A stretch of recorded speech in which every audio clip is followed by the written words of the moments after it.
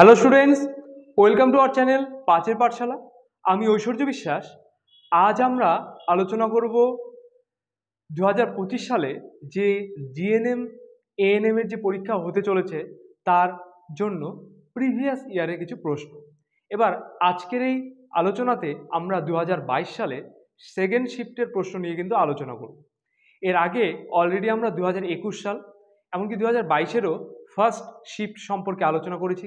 তোমরা যারা সেই ভিডিওগুলো দেখোনি তারা অবশ্যই চ্যানেলের প্লে লিস্টে গিয়ে অবশ্যই সেই ভিডিওগুলো দেখে নিতে পারো, কিংবা এই ভিডিও শেষেও কিন্তু সেই প্লে লিস্টের লিঙ্ক তোমাদের দেওয়া থাকবে, অবশ্যই সেখান থেকে ভিডিওগুলো তোমরা দেখে নিতে পারো। এবার এই যে প্রিভিয়াস ইয়ার কোশ্চেন, এটা করার মূল উদ্দেশ্য হলো যাতে তোমরা বুঝতে পারো যে জিএনএম এএনএম জিএনএম এর যে পরীক্ষাগুলো হচ্ছে কোন চ্যাপ্টার থেকে বা কীরকম টাইপের প্রশ্ন বেশি আসে সেটা বোঝার জন্যই কিন্তু আমাদের এই ব্যবস্থাপনা। তো অবশ্যই তোমরা যারা 2025 সালে জিএনএম এএনএম এর পরীক্ষা দিবে বলে মনস্থ করেছো, অবশ্যই পুরো ভিডিওটা কিন্তু একদম প্রথম থেকে শেষ পর্যন্ত দেখবে। তো চলো কথা না বাড়িয়ে শুরু করা যাক।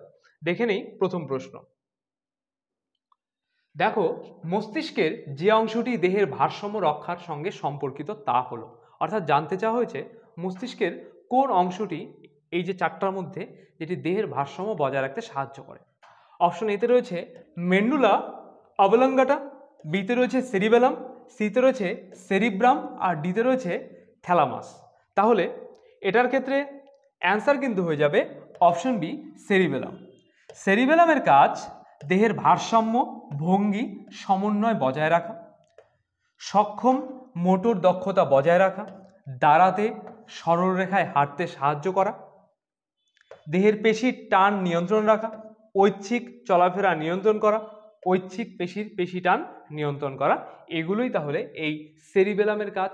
অবশ্যই দেখা গেল এই প্রশ্নটা আসলো না, ঠিক আছে, এটা আসলো না, কিন্তু আসলো কি এই যে এক্সট্রা পয়েন্ট যে দেওয়া রয়েছে তার মধ্যে কোনো প্রশ্ন। অবশ্যই এই প্রত্যেকটা প্রশ্নকে তোমরা প্রত্যেকটা স্লাইডে একটা করে স্ক্রিনশট করে রাখবে, তাহলে তোমাদের প্রশ্নগুলো পরে কিন্তু পড়তে খুবই সুবিধা হবে। দ্বিতীয় প্রশ্ন দেখে নাও। ড্যাশ হলো একটি গ্যাসীয় উদ্ভিদ হরমোন। অপশন এতে রয়েছে অক্সিন, বিতে রয়েছে জিব্রেলিন, সিতে রয়েছে ইথিলিন, আর ডিতে রয়েছে অ্যাবসিসিক অ্যাসিড। তাহলে এর অ্যান্সার কিন্তু হয়ে যাবে অপশন সি, ইথিলিন। দেখো, এটি একটি অসম্পৃক্ত হাইড্রোকার্বন গ্যাস, যেটা কিনা অ্যালকিন। ইথিলিনকে পাকা হরমোনও বলা হয়ে থাকে, তাহলে ভেরি ভেরি ইম্পর্টেন্ট, কাকে পাকা হরমোন বলা হয়ে থাকে? ইথিলিনকে। দেখো, অক্সিন উদ্ভিদের বৃদ্ধি, জিব্রেলিন বীজের সুপ্ত অবস্থা দূর করে, এবং অ্যাবসিক অ্যাসিড বৃদ্ধি রোধক হরমোন হিসেবে কিন্তু কাজ করে। ঠিক আছে, নেক্সট প্রশ্ন দেখো। আর্কিওপটেরিক্স কোন গোষ্ঠীদ্বয়ের মধ্যে হারানো যোগসূত্র? অপশন এতে দেখো রয়েছে পক্ষী ও স্তন্যপায়ী, বিতে রয়েছে সরীসৃপ ও পক্ষী, সিতে রয়েছে সরীসৃপ ও স্তন্যপায়ী, আর ডিতে রয়েছে উভচর এবং পক্ষী। তাহলে এর অ্যান্সার কিন্তু হয়ে যাবে অপশন বি, সরীসৃপ ও পক্ষী।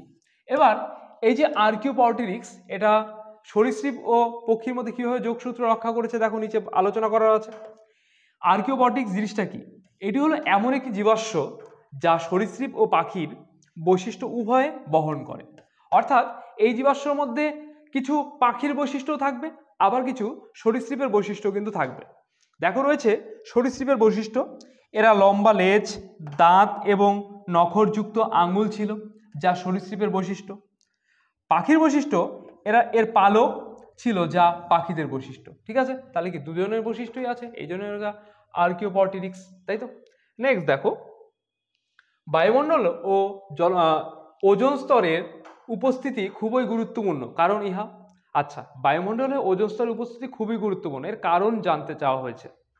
অপশন এতে রয়েছে পৃথিবীকে বৃষ্টি দেয়, বিতে রয়েছে পৃথিবীকে অতিবেগুনি রশ্মির হাত থেকে রক্ষা করে, সিতে রয়েছে পৃথিবীকে বন্যার থেকে রক্ষা করে, আর ডিতে রয়েছে পৃথিবীকে অগ্নুৎপাত থেকে রক্ষা করে।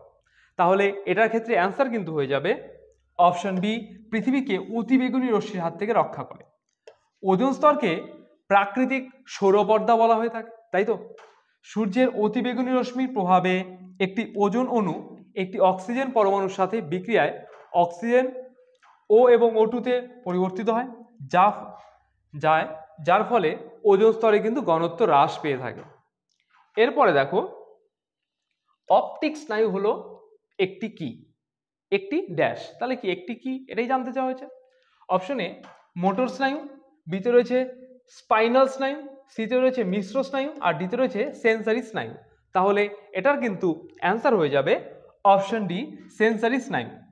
অপটিক স্নায়ু হলো একটি স্নায়ুতন্ত্রের বান্ডিল যা চোখ থেকে মস্তিষ্কে ভিজুয়াল তথ্য পাঠায়। এটি দ্বিতীয় ক্রেনিয়াল স্নায়ু নামে পরিচিত এবং দৃষ্টি সম্পর্কিত কিন্তু সংবেদনশীল তথ্য মস্তিষ্কে পৌঁছে দেয় কে? এই সেন্সরি স্নায়ু। নেক্সট প্রশ্ন দেখো, কোন হরমোনটি পিটুইটারির অগ্রখণ্ড থেকে নিঃসৃত হয় না? ভালো করে লক্ষ্য করবে নাটাকে। পরীক্ষার হলে আমরা অবশ্যই চিন্তায় থাকি, তাই না, যে পরীক্ষাটা কেমন হচ্ছে বা প্রশ্নগুলো দেখে একটু ঘাবড়েও যেতে পারি মাঝে মাঝে। এই যে নাটা না মাঝে মাঝে লক্ষ্য করা হয় না, এই জন্য যেটা চোখের সামনে আছে সেটাকেই দিয়ে দেওয়া হয়। অপশন এতে দেখো রয়েছে এসিটিএইচ, বিতে রয়েছে এডিএইচ, সিতে রয়েছে এফএসএইচ আর ডিতে রয়েছে টিএসএইচ। তাহলে এটার ক্ষেত্রে অ্যান্সার কিন্তু হয়ে যাবে অপশন বি এডিএইচ। পিটুইটারি গ্রন্থির পশ্চাৎ অংশ থেকে এডিএইচ হরমোন খরিত হয়। এডিএইচ এর পুরো নাম anti diuretic hormone. Anti diuretic hormone, অবশ্যই এই ফুল ফর্মটা মনে রাখবে। নেক্সট প্রশ্ন, মাটি অম্লিকতার জন্য দায়ী গ্রিনহাউস গ্যাসটি হলো। এবার মাটি যে অম্ল হচ্ছে তার জন্য কোন গ্রিনহাউস গ্যাস দায়ী এটাই জানতে চাওয়া হয়েছে। অপশন এতে রয়েছে মিথেন, বিতে রয়েছে ক্লোরোফ্লুরোকার্বন অর্থাৎ সিএফসি, সিতে রয়েছে নাইট্রাস অক্সাইড আর ডিতে রয়েছে হাইড্রোক্লোরোফ্লুরোকার্বন। তাহলে এটার ক্ষেত্রে অ্যান্সার কিন্তু হয়ে যাবে অপশন সি নাইট্রাস অক্সাইড। মাটির অম্লীকরণের জন্য প্রধানত দায়ী গ্রিনহাউস গ্যাসটি হলো কার্বন ডাই অক্সাইড, এছাড়াও মিথেন রয়েছে এবং নাইট্রাস অক্সাইড গ্রিনহাউস গ্যাস যা মাটির মাধ্যমে কিন্তু নির্গত হয়ে থাকে। ঠিক আছে, অবশ্যই এক্সট্রা পয়েন্টগুলোকে গুরুত্ব দিবে, এগুলো ভেরি ভেরি ইম্পর্টেন্ট, আমি বারবার বলছি, এটা মনে রাখতে হবে। নেক্সট প্রশ্ন, জিন ব্যাংক যার উদাহরণ তা হলো, অর্থাৎ জিন ব্যাংকটা কার উদাহরণ এটাই জানতে চাওয়া হয়েছে। অপশন এ এক্স সিটু সংরক্ষণ, বি জীববৈচিত্র্য হটস্পট, সি ইন সিটু সংরক্ষণ, ডি মাইক্রো প্রোপোগেশন। তাহলে এর অ্যান্সার কিন্তু হয়ে যাবে অপশন এ এক্স সিটু সংরক্ষণ। জিন ব্যাংক মূলত উদ্ভিদের বীজ, পরাগরেণু, প্রাণীদের শুক্রাণু ও ডিম্বাণু, ভ্রূণ ইত্যাদি নিম্ন তাপমাত্রায় সংরক্ষণ করা হয়ে থাকে, বলতে পারো একটা ফ্রিজার টাইপের, যা প্রাকৃতিক পরিবেশের বাইরে কৃত্রিম সংরক্ষণ করা হয়, যা এক্স সিটু সংরক্ষণের একটি উপায়। ঠিক আছে, নেক্সট প্রশ্ন, অরিজিন অফ স্পিসিস বইটির লেখক কে? অপশন এতে রয়েছে গ্রেগর জোহার মেন্ডেল, অপশন বিতে রয়েছে চার্লস ডারউইন, সিতে রয়েছে জে.বি. ল্যামার্ক, ডিতে রয়েছে স্ট্যানলি মিলার। তাহলে এর অ্যান্সার হয়ে যাবে অপশন বি চার্লস ডারউইন। দেখো, অরিজিন অফ স্পিসিস বইটির লেখক প্রকৃতিবিদ চার্লস ডারউইন। ল্যামার্ক ফিলোসফিক জিওলজিক বইটি লেখেন। মেন্ডেল বংশগতিবিদ্যার জনক, তাই তো, এবং স্ট্যানলি মিলার তিনি কিন্তু ভলক্যানিক তড়িৎবীক্ষণ পরীক্ষাটি করেন। তাহলে প্রত্যেক জনের সম্পর্কে কিন্তু আমরা একটা করে বিশেষত কিন্তু এখান থেকে জানতে পারলাম। নেক্সট প্রশ্ন, নিম্নলিখিতগুলির মধ্যে কোনটি নাইট্রোজেন ফিক্সিং ব্যাকটেরিয়া? অপশন এতে রয়েছে অ্যাজিটোব্যাক্টর, বিতে রয়েছে পেসিডোমোনাস, সিতে রয়েছে এস্টেরিচিয়া আর ডিতে রয়েছে মাইকোপ্লাজমা। তাহলে এটার ক্ষেত্রে অ্যান্সার কিন্তু হয়ে যাবে অপশন এ অ্যাজিটোব্যাক্টর। এই যে নাইট্রোজেন ফিক্সিং ব্যাকটেরিয়া হলো এক ধরনের অণুজীবী যা বায়ুমণ্ডলীয় নাইট্রোজেনকে এমন একটি আকারে রূপান্তরিত করতে পারে যা উদ্ভিদ ব্যবহার করতে পারে, যেমন অ্যামোনিয়া বা নাইট্রেট। এই ব্যাকটেরিয়াগুলি নাইট্রোজেনকে ফিক্স করে, অর্থাৎ বায়ুর নাইট্রোজেনকে উদ্ভিদের জন্য ব্যবহারযোগ্য রূপে পরিবর্তন করে। এই জন্যই তাকে কিন্তু বলা হয় এই নাইট্রোজেন ফিক্সিং ব্যাকটেরিয়া। ঠিক আছে, নেক্সট প্রশ্ন দেখো, পেনিসিলিয়াম সাইরোজেনাম কোন ধরনের অণুজীবী? দেখো, অপশন এতে রয়েছে ক্ষতিকর ব্যাকটেরিয়া, বিতে রয়েছে ক্ষতিকর ছত্রাক, সিতে রয়েছে উপকারী ছত্রাক আর ডিতে রয়েছে উপকারী প্রোটোজোয়া। তাহলে এটা ক্ষেত্রে অ্যান্সার কিন্তু হয়ে যাবে অপশন সি উপকারী ছত্রাক। পেনিসিলিয়াম ক্রাইসোজেনাম থেকে অ্যান্টিবায়োটিক তৈরি হয়, তাই এটি একটি উপকারী ছত্রাক। নেক্সট প্রশ্ন, ক্রয় সংরক্ষণ ব্যবহৃত রাসায়নিক পদার্থটি হলো, অর্থাৎ এই যে ক্রয় সংরক্ষণে যে রাসায়নিক পদার্থটি ব্যবহৃত হয় সেটি কি? অপশন এতে রয়েছে তরল অক্সিজেন, বিতে রয়েছে তরল নাইট্রোজেন, সিতে রয়েছে তরল কার্বন ডাইঅক্সাইড, আর ডিতে রয়েছে তরল মিথেন। তাহলে অ্যান্সার কিন্তু হয়ে যাবে অপশন বি, তরল নাইট্রোজেন। ক্রয় সংরক্ষণ ব্যবহৃত রাসায়নিক পদার্থটি হলো তরল নাইট্রোজেন। প্রায় কত 196 ডিগ্রি সেলসিয়াস তাপমাত্রায় তরল নাইট্রোজেন সংরক্ষণ পদ্ধতিকে ক্রয়ের সংরক্ষণ কিন্তু বলা হয়ে থাকে। নেক্সট প্রশ্ন, ব্যক্তি থেকে ব্যক্তিতে পোলিও রোগটি যার দ্বারা বাহিত হয় তা হলো অপশন এ বাতাস, বি দূষিত জল, সি যৌন মিলন, ডি পতঙ্গবাহ। তাহলে এটার ক্ষেত্রে উত্তর কিন্তু হয়ে যাবে অপশন বি, দূষিত জল। পোলিও রোগটি পোলিও ভাইরাস নামক একটি ভাইরাসের মাধ্যমে ব্যক্তি থেকে ব্যক্তিতে ছড়ায়। পোলিও রোগটি দূষিত জল থেকে বাহিত হয়, মূলত মল থেকে জলের মাধ্যমে কিন্তু বাহিত হয় এই পোলিও রোগ। নেক্সট প্রশ্ন, বাদুড় দ্বারা যে পরাগায়ন ঘটে তাকে বলা হয় অপশন এতে রয়েছে হাইড্রোফিল, বিতে রয়েছে অ্যানিমোফিল, সিতে রয়েছে অর্নিথোফিল, আর ডিতে রয়েছে কাইরোপটেরোফিল। তাহলে এটার ক্ষেত্রে অ্যান্সার কিন্তু হয়ে যাবে অপশন ডি, কাইরোপটেরোফিল। বাদুড়কে কাইরোপটেরা বলে, তাই বাদুড় দ্বারা পরাগায়ন কাইরোপটেরোফিল বলে। এবার বাদুড়কে কি বলা হয়? কাইরোপটেরা। এই জন্য বাদুড় দ্বারা যেহেতু পরাগায়ন হচ্ছে সেই জন্য এটাকে কি বলা হয়? কাইরোপটেরোফিল বলা হয়। নেক্সট প্রশ্ন দেখো, উদ্ভিদের পুরুষ প্রজনন অঙ্গ পরাগধানীতে যা থাকে কি থাকে? বৃতি, অপশন বি পাপড়ি, সি গর্ভপত্র, ডি পরাগরেণু। তাহলে এটার ক্ষেত্রে অ্যান্সার হয়ে যাবে অপশন ডি, পরাগরেণু। এই পরাগরেণু হলো উদ্ভিদের পুরুষ প্রজনন কোষ, যা প্রজনন প্রক্রিয়ার জন্য গুরুত্বপূর্ণ ভূমিকা পালন করে থাকে, তাই তো? নেক্সট প্রশ্ন, নিম্নলিখিত কোন পদ্ধতিতে ছোট উদ্ভিদ কলা থেকে খুব দ্রুত নতুন উদ্ভিদ সৃষ্টি করা হয়? অপশন এ শঙ্করায়ন, বিতে রয়েছে জোর কলম, সিতে রয়েছে শাখা কলম, আর ডিতে রয়েছে মাইক্রো প্রোপোগেশন।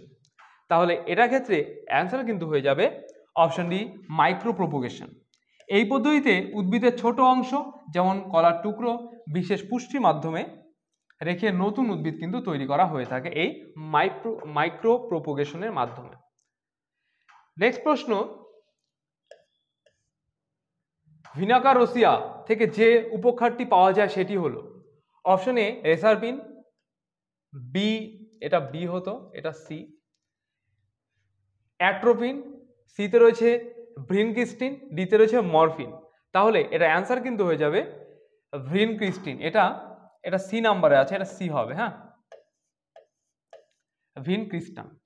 নয়নতারা উদ্ভিদের বিজ্ঞানসম্মত নাম হলো ভিনাকা রোসিয়া, এর থেকেই প্রাপ্ত উপক্ষারটি হলো ভ্রিনক্রিস্টান। নেক্সট প্রশ্ন, এইচআইভিতে যে উৎসেচকটি আরএনএ থেকে ডিএনএ উৎপাদন করে তা হলো অপশন এতে রয়েছে ট্রান্সক্রিপ্টেস, বিতে রয়েছে ডিএনএ পলিমারেজ, সিতে রয়েছে হেলিকেস, আর ডিতে রয়েছে রিভার্স ট্রান্সক্রিপ্টেস। তাহলে অ্যান্সার হয়ে যাবে অপশন ডি, রিভার্স ট্রান্সক্রিপ্টেস।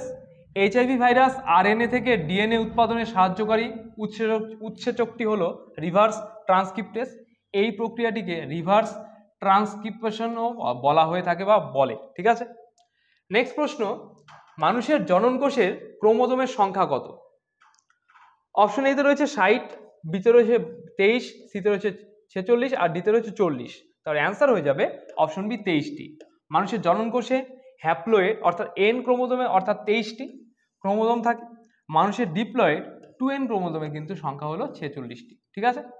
নেক্সট প্রশ্ন, লাল বর্ণান্ধতা যে হিসাবে পরিচিত অপশন এতে রয়েছে ডিউটেরোনোপিয়া, অপশন বিতে রয়েছে প্রোটোনোপিয়া, সিতে রয়েছে টাইটোনোপিয়া, আর ডিতে রয়েছে অ্যামব্লায়োপিয়া। তাহলে এটার ক্ষেত্রে অ্যান্সার কিন্তু হয়ে যাবে অপশন বি, প্রোটোনোপিয়া। ডিউটেরোনোপিয়া সবুজ বর্ণান্ধতা, টাইটোনোপিয়া নীল বর্ণান্ধতা, এবং অ্যামব্লোপিয়া শৈশবে ক্ষীণ দৃষ্টিশক্তিকে বলা হয়ে থাকে। তাহলে প্রত্যেকটা অপশন সম্পর্কে কিন্তু আমরা জানতে পারলাম। নেক্সট প্রশ্ন, ডিএনএ সংযুক্ত অত্যন্ত ক্ষারক প্রোটনটি হলো কি? অপশন এতে রয়েছে হিস্টোন, বিতে রয়েছে গ্লোবিউলিন, সিতে রয়েছে অ্যালুমিন, আর ডিতে রয়েছে ফ্রাইবোনোজেন।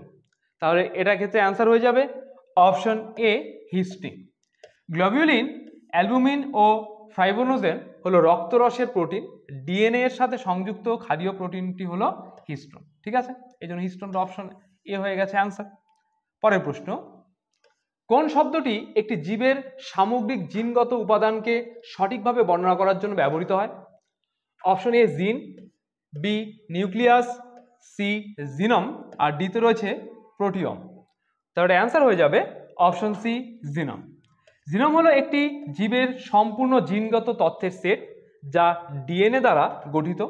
এটি একটি জীবের বংশগতির নির্দেশগুলি ধারণা করে এবং এর বৃদ্ধি, বিকাশ এবং বৈশিষ্ট্য নিয়ন্ত্রণ করে। প্রতিটি জীবের প্রতিটি কোষে একই জিনম থাকে। ঠিক আছে, নেক্সট প্রশ্ন দেখো, ম্যালিয়াস, ইনকাস ও স্টেপিস নামক ছোট হাড় তিনটি নিম্নলিখিত কোন জ্ঞানেন্দ্রিয়তে পাওয়া যায়?